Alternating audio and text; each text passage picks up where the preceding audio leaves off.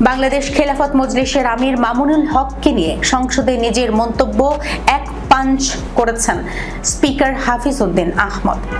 আজ রোববার জাতীয় সংসদের বৈঠকের শুরুতে স্পিকার সংসদকে এই তথ্য জানান। এর আগে গত বৃহস্পতিবার বাজেট আলোচনায় বিএনপির সংসদ সদস্য খন্দকার আবু আশফাকের বক্তব্যে মামুনুল হকের প্রসঙ্গ এসেছিল।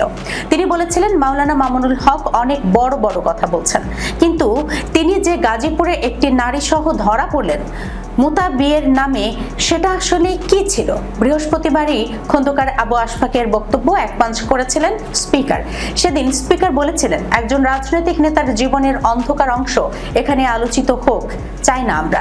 আজ রোববার অধিবেশনের শুরুতে স্পিকার সংসদে বলেন, গত বৃহস্পতিবার ঢাকা 1 থেকে নির্বাচিত সংসদ সদস্য খন্দকার আবু আশফাক হেফাজতে ইসলামের নেতা মাওলানা মামুনুল হক সম্পর্কে কথিত পরকীয়া সম্পর্কে একটি মন্তব্য করেছেন, যেটি অনভিপ্রেত। যেহেতু যার পক্ষে সংসদে এসে আত্মপক্ষ সমর্থন করার সুযোগ নেই, তার সম্পর্কে বিরূপ মন্তব্য করা অনুচিত। তাই আবু আশফাকের বক্তব্য এক পাঞ্চ করেছে।